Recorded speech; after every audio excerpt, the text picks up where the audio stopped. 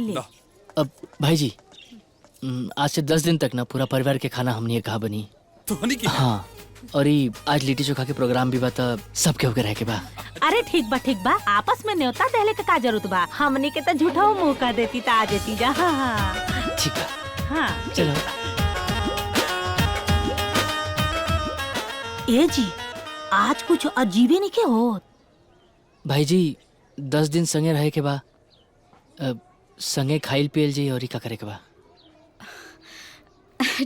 ठीक बा देवर जी, कौनो भी चीज की जरूरत पड़े तो निसंकोच कहब। थरिया लोटा बर्तन कुछो चाहिए तो आज वे ले जाए।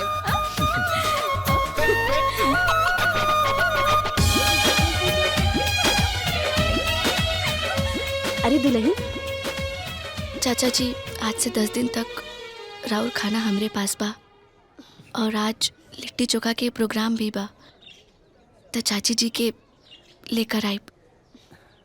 चला बिटिया, घर के हालात देख के तो हमनी के लागत रहे कि हमनी बेऔलादी ठीक बनी जा, बाकी तहरा के देख के हमनी महसूस कहनी जा कि हमनी के पास भी तहरा जैसन ही को औलाद होके के चाहत रहा।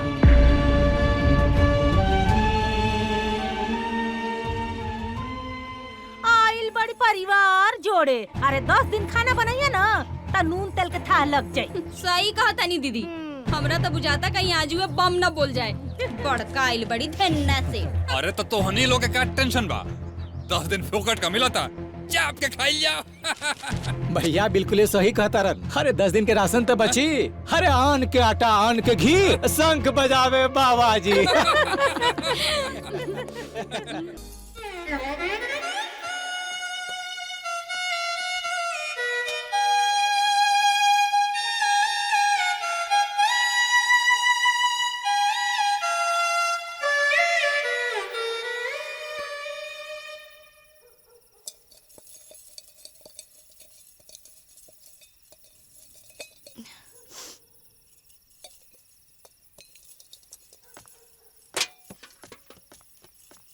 बहू जी बाबूजी। इकाल से भंडारा बंद करा। हम जानते नहीं कि वो खइहे सन और जूठा बर्तन लिया के रखती है सब, तार हाथ ना बटी है सब। अरे तो का भइल बाबूजी, 4 को बर्तन मांजी चाहे 10 को, हमार जांगर थोड़ो खिया जाए। बाकी जब पूरा परिवार साथ मिलके खात रहे, वो देख के जवन हमारा दिल में खुशी मिलल, ओकरा आगे ये सब कुछ नहीं के। वाह बहू, इतना बढ़िया तार विचार बा। अलखा भैला से केहू सुखी नहीं के भाई। पता ना एकनी के सोच कब बदली। सब कुछ बदली बाबूजी, समय के साथ सब कुछ बदल जाए। हम अपन पूरी कोशिश करत आनी। भगवान करस की तार बात सच होके।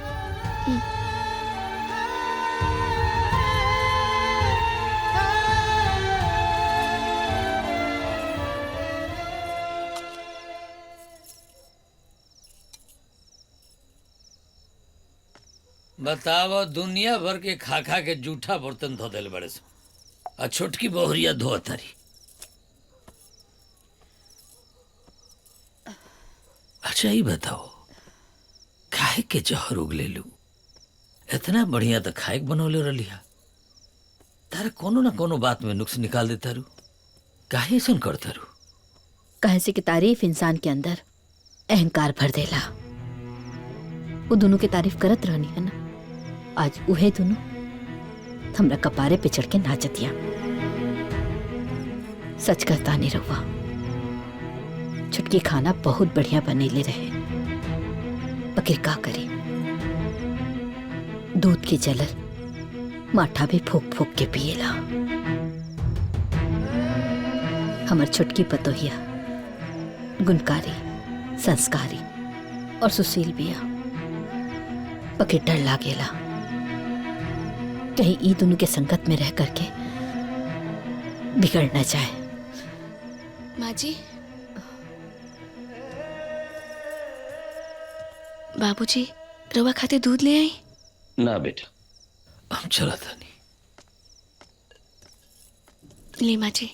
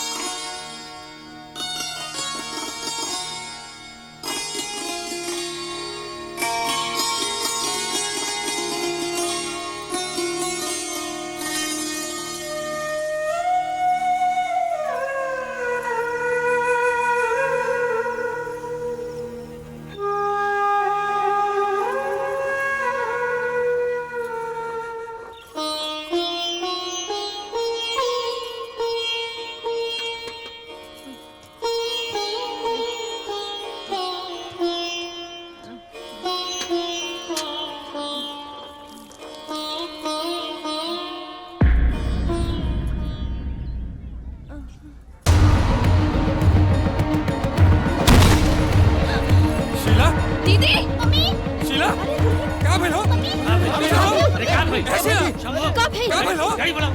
अरे क्या भइल? ताले चली क्या? चल चल चल।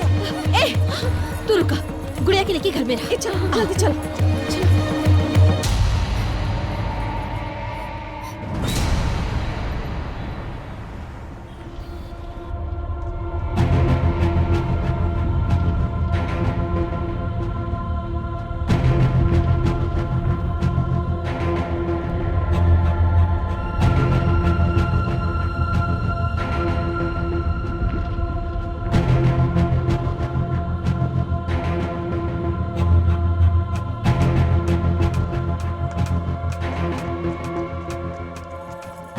शीला कैसन बड़े डॉक्टर साहब? आप सब मेरे कैबिन में आइए। दीदी चली।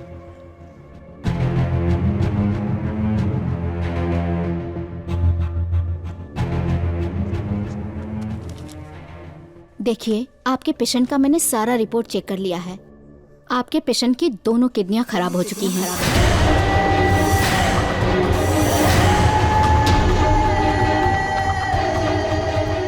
जल्द से जल्द एक किडनी ट्रांसप्लांट करानी पड़ेगी। हमारे पास वक्त बहुत कम है, आप लोग जल्दी से जल्दी एक किडनी का इंतजाम कर लीजिए। हमार किडनी ले लेना डॉक्टर। आज हुए को दिन ट्रांसप्लांट। हमें तो आपकी फैमिली हिस्ट्री पहले से ही मालूम है और आप जन्म से ही एक किडनी पे चल रहे हैं, तो ऐसे में आप अपनी किडनी डोनेट नहीं कर सकते हैं।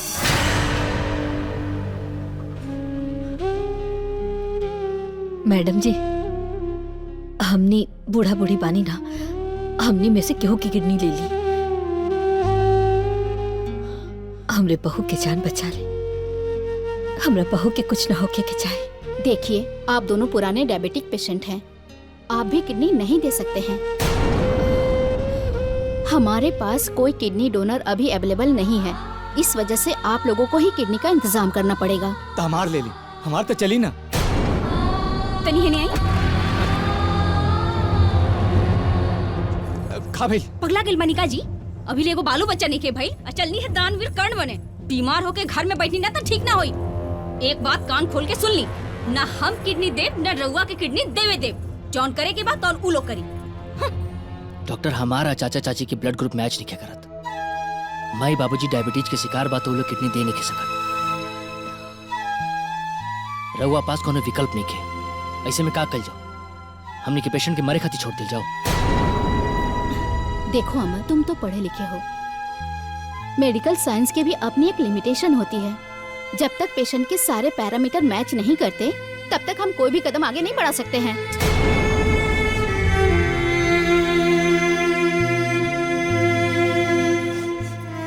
मेरी बात सुनिए, आप लोग घबराइए नहीं। अभी एक हफ्ते तक ये दवा पे ठीक रहेंगी। तब तक आप लोग ढूंढते रहिए, देखते रहिए। शायद आपके घर परिवार में कोई ऐसा हो जिसका ब्लड ग्रुप मैच हो सकता है और वो किडनी देने के लिए तैयार हो जाए आप लोगों को।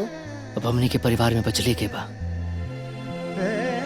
देखा था शायद सुगंधा के ब्लड ग्रुप मैच का जाए तो ओकरा से बात कोनो जरूरत नहीं की। सुगंधा के ई बात भी बतावे के कोनो जरूरत नहीं की।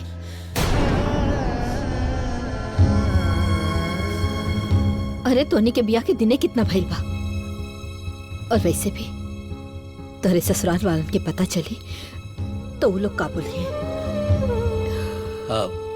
डॉक्टर साहब हमनी के कुछ व्यवस्था कर दनी जा। ठीक है, लेकिन याद रहे 1 हफ्ते के अंदर यदि किडनी का इंतजाम नहीं हुआ तो पेशेंट की जान भी जा सकती है।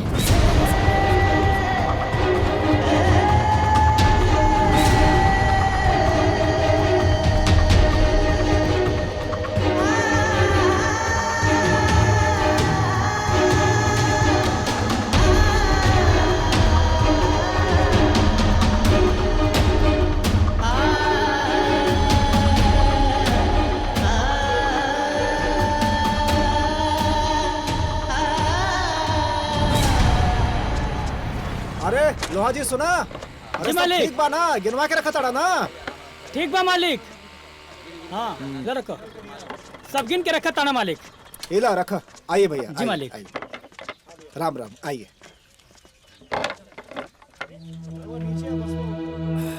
कैसन बाड़ी भौजी? कुछ ठीक नहीं बाहू। अच्छा किडनिया कुछ इंतजाम होई? देखो ओमकार भैया, रहुआ हमार दोस्त बानी, दोस्ती में कुछ पैसा रुपया के सहयोग हम कर सकेला, बाकी किडनी। अरे लिखा दादा लोगन जल्दी।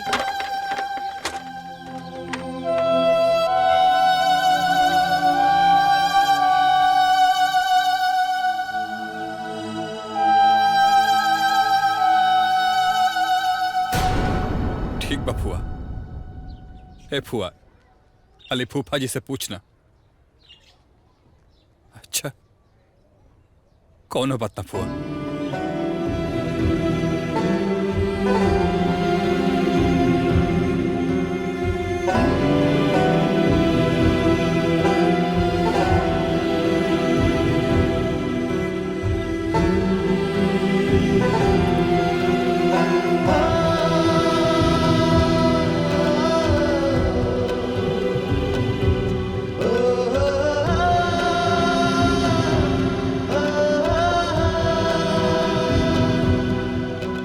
का भैया जी?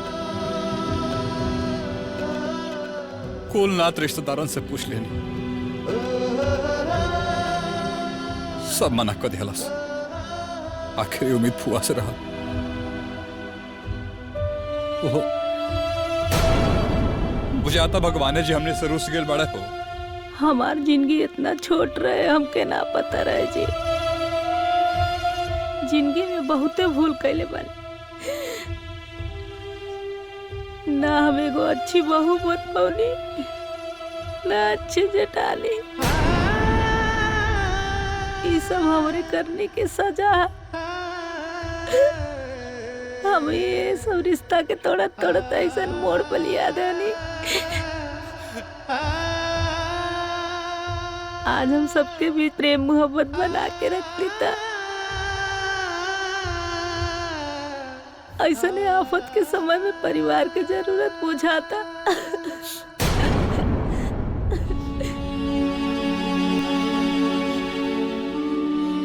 भगवान की सजा तो देखी जी।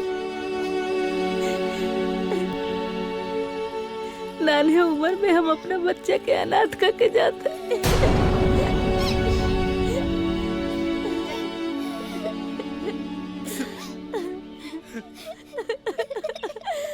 ए जी हमके बचन दी कि हमारे मरने के बाद हमारा बेटी के हमार कभी महसूस ना होके दे। ऐसे काहे कहता रहू? हिम्मत मत हारो, हम कोशिश करत बानी ना। ना कुछ मत करी, कुछ मत करी। अब हमार समय आ गइल बा। ए ना हो, मत परेशान हो, मत परेशान हो, मत परेशान हो।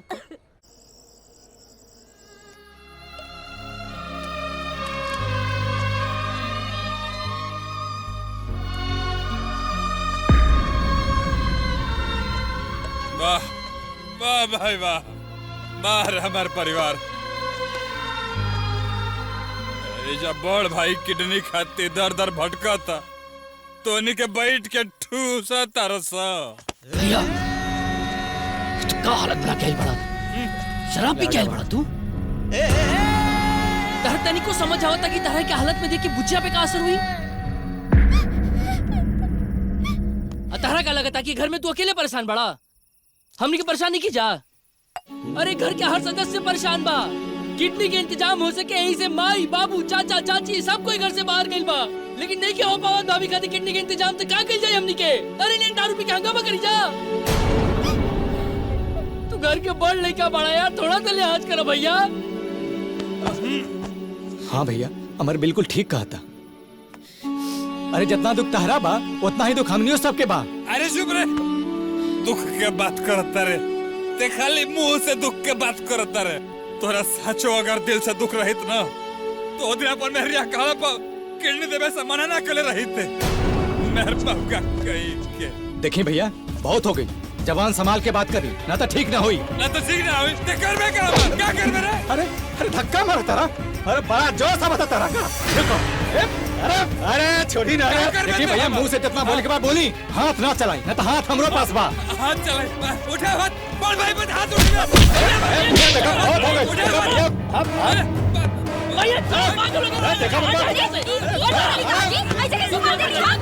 छोड़ना, अरे तो चार हाथ लगी ना सामने से उतर जाए।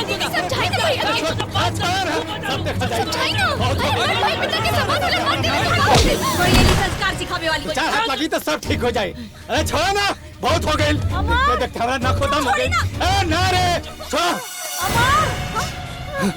भाभी भाभी भाभी कहाँ भाई? अरे पूछी मलेला पापा भाभी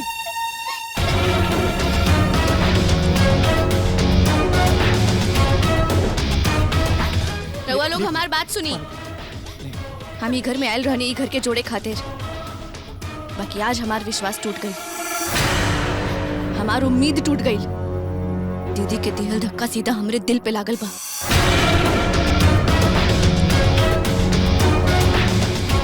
यहाँ सब केहू खड़ा रहल हा, बाकी हमरा के केहू उठावलस ना, दीदी के केहू एक शब्द भी ना बोलस। अरे हम केहू के कुछ का कहीं जब हमार पति के ही कुछ दिखात नहीं के।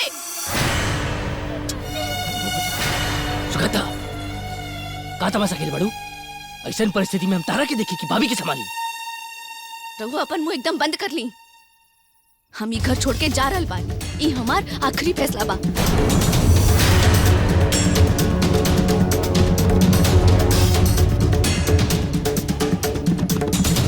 शीला,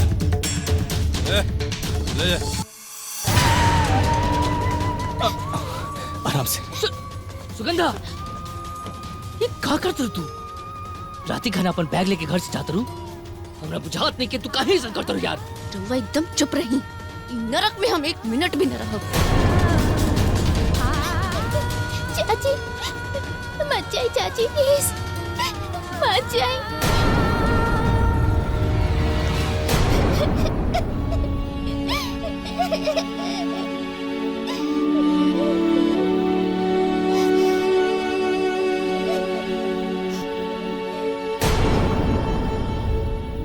ढोंगे के ढोंग एक दिन पता चलिए जाला।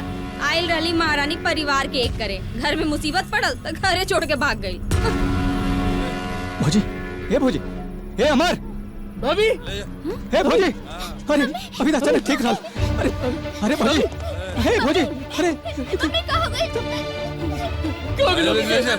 छोटी, हे भौजी, आजा।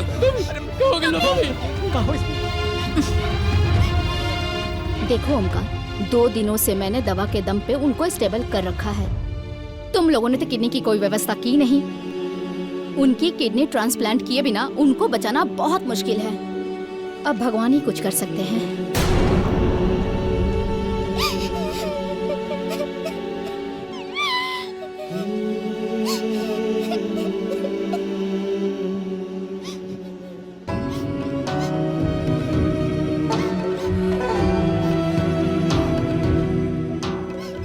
महादेव, रउआ तो संसार के माई बाप न है। रउआ तो सबकर कष्ट काटे नी, सबकर दुखड़ा मिटा देनी। हमारो दुख हार लेना महादेव, हमारो दुख हार लेना।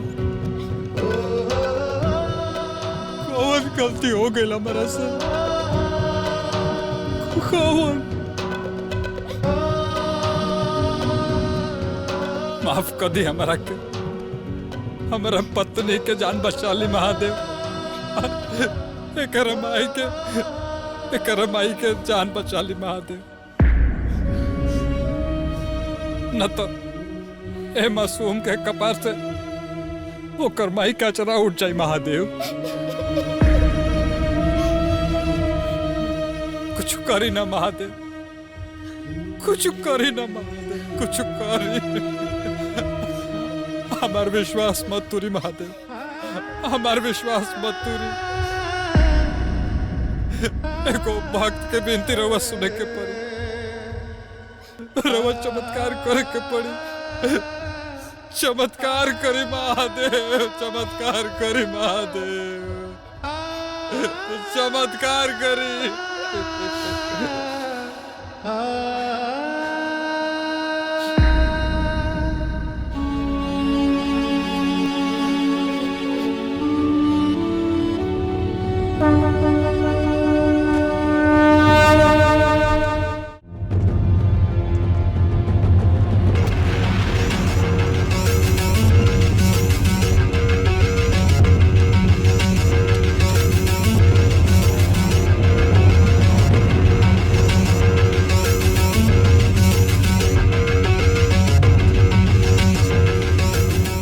भगवान ने आप लोगों की प्रार्थना सुन ली है। हमें अचानक एक डोनर मिल गया है। मैं ऑपरेशन की तैयारी करने जा रही हूँ।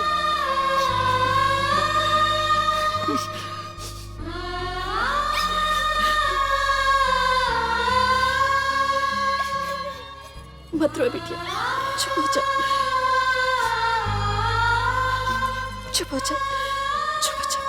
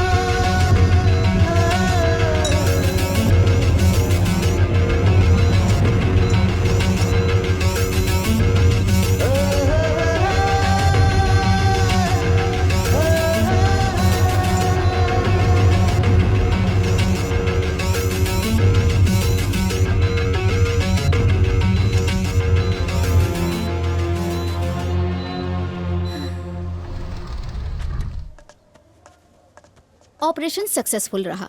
सही वक्त पे डोनर मिलने से आपकी पत्नी की जान बच गई। डोनर के नाम कहा? उन्होंने अपना नाम बताने से इनकार किया है और थोड़ी देर बाद आप अपनी पत्नी से जाके मिल सकते हैं। घबराइए मत, वो ठीक है। जी।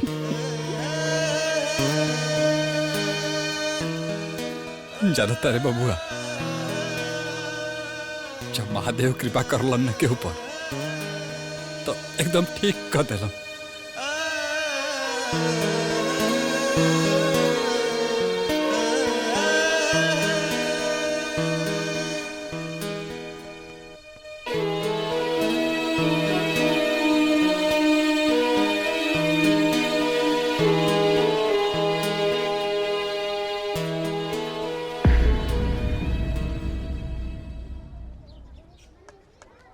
बबुआ जी, हाँ? फाइली मूंग के दाल की खिचड़ी है, जाके दे दे महारानी के हॉस्पिटल में। बढ़िया होखत कि हमहू अपना नहिरे भाग गई रहती।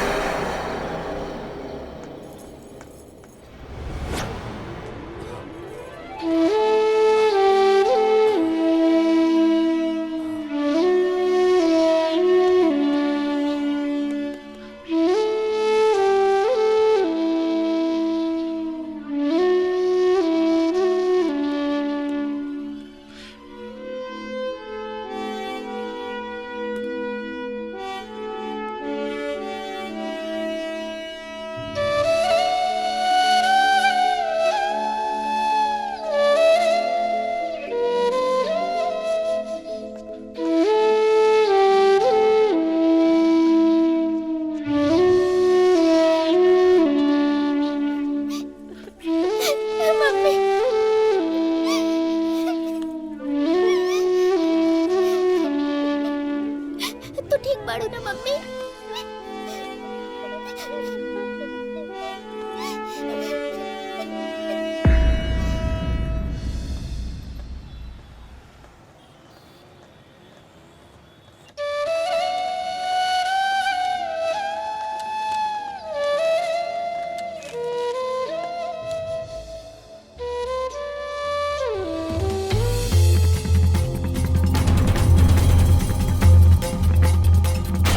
चाची,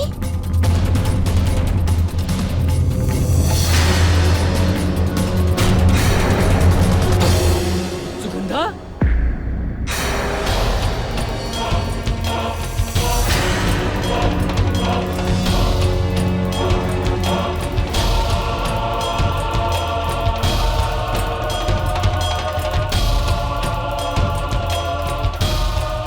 आप जानते हैं इनको? हाँ हाँ, ये हमार मेहरारू है, लेकिन डॉक्टर साहब ये जगह करते। अरे वही ये देवी हैं जो अपना किडनी दे के इनकी जान बचाई है।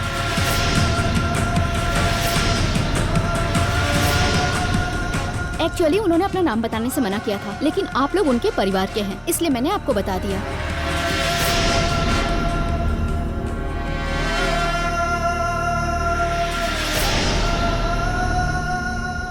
Excuse me. जो जल्दी से दादी सबके बुला के लेके आओ तो। चलो चलो, जो सुगंधा? जल्दी जो पूछिए, जल्दी जो।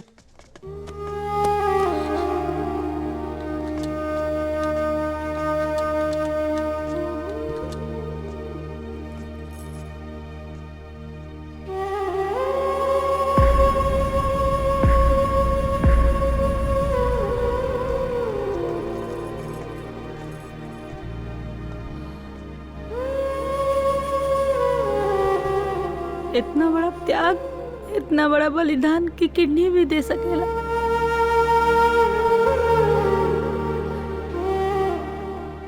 तू देवी बाड़ू सुगंधा। हमने तेल नमक चाय पत्ती के चक्कर में अलग हो गए। आ तू अपन किडनी दे दे लोगे।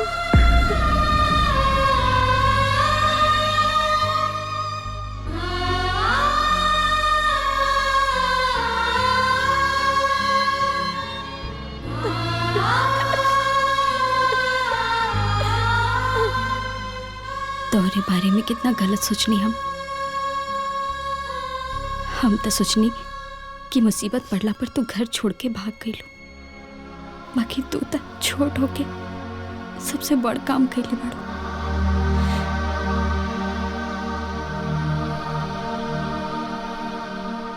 हम रउआ लोगन से एको बात कहल चाहता नहीं कि आपन ऊ ना होला जे तस्वीर में साथ खड़ा होला, अपन तो ऊ होला जे तकलीफ में साथ खड़ा होला।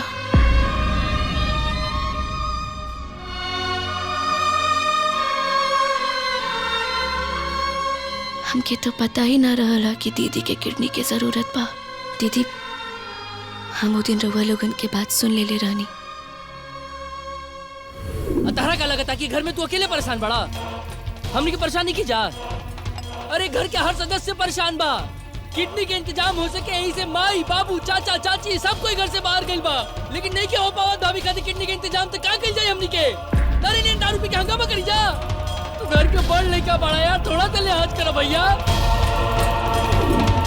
हम वही दिन अपन किडनी देवे के फैसला कर ले रहनी, बाकी रउआ लोगन के बतावे की हिम्मत ना रहल कि रउआ लोग ई करे के तैयार ना होकब।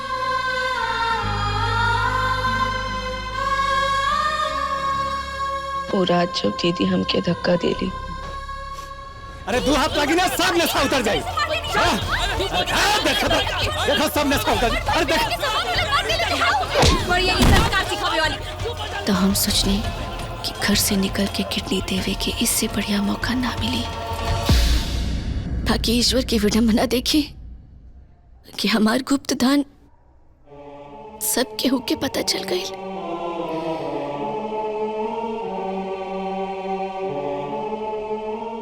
आज हम रउआ लोगन से कुछ मांगल चाहता नहीं, छोट होके के भी विनती करल चाहता नहीं।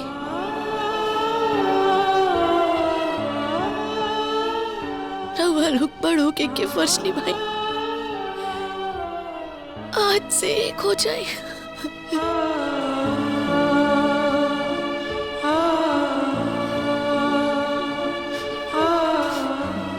हमेशा अपन परिवार से जुड़ के रह के चाहिए। कहे से कि जे पत्ता शाखा से जुड़ के रहेला ऊ हमेशा सुरक्षित रहेला। जे पत्ता शाखा से टूट के गिर जाला ओकरा के जला दियल जाला। रिश्ता पैसन के जैसन होला, जिकरा के गवाई बहुत आसान होला, बाकी कमाई बहुत मुश्किल।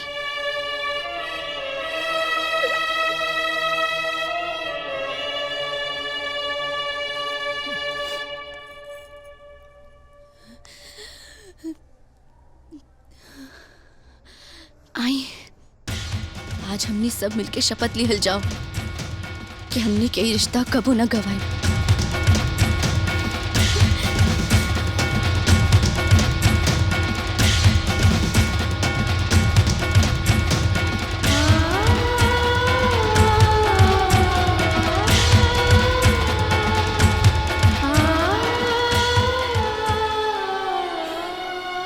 अब हमार परिवार कब्बो न टूटी, कहे से कि ई घर ईट पाथर जोड़ के ना परिवार जोड़ के बनल बा।